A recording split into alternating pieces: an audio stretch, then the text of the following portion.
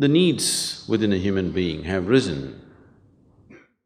इंसान के भीतर कुछ अधूरेपन of a certain sense की वजह से जरूरतें उठती हैं। लोग अपने भीतर कुछ पूर्णता महसूस करने के लिए रिश्ते बनाते हैं।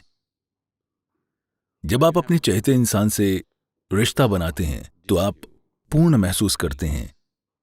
जब आपके साथ ऐसा नहीं होता है तो आप अधूरापन महसूस करते हैं। ऐसा क्यों होता है? क्योंकि ये जीवन का ये अंश अपने आप में एक पूर्ण इकाई है। यह अधूरा क्यों महसूस करता है और ये दूसरे जीवन के अंश से साझेदारी करके खुद को पूरा करने की कोशिश क्यों कर रहा है? मूलभूत वजह यह है कि हमने इस जीवन की गहराई और इसके आयामों को नहीं समझा है। वैसे मूल चीज तो यही है, फिर भी रिश्तों की प्रक्रिया जटिल होती है। यहां उम्मीदें होती हैं और उम्मीदें होती हैं और उम्मीदें होती हैं और उम्मीदें होती हैं। The expectations that most people are creating are such. बहुत से लोग ऐसी उम्मीदें बनाते हैं कि इस धरती पर कोई भी इंसान इन उम्मीदों को पूरा न कर सके।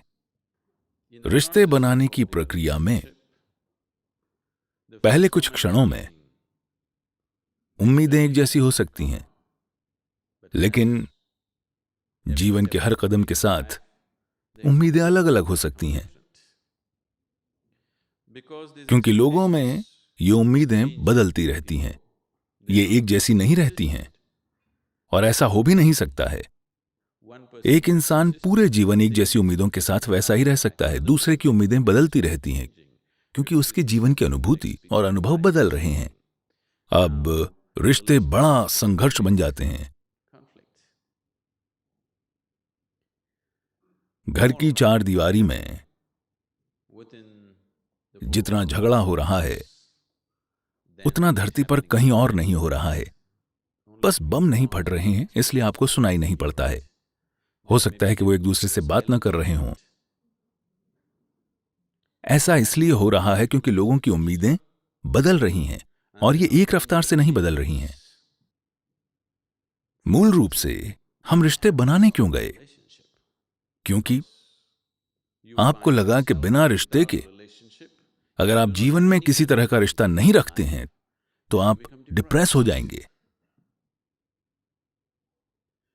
तो मूल रूप से आप रिश्ते बनाते हैं क्योंकि आप खुश रहना चाहते हैं, आप प्रसन्न रहना चाहते हैं, या यूं कहिए आप किसी और को अपनी खुशी के स्रोत के रूप में इस्तेमाल करने की कोशिश कर रहे हैं।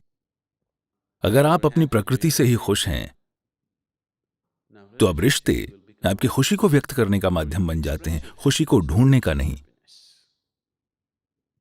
अगर आप खुशी ढूंढने के लिए रिश्ते बना रहे हैं और किसी से खुशी निचोड़ने की कोशिश कर रहे हैं और वो इंसान आपसे खुशी निचोड़ने की कोशिश कर रहा है, अब ये कुछ समय बाद दर्दनाक रिश्ता होने वाला है।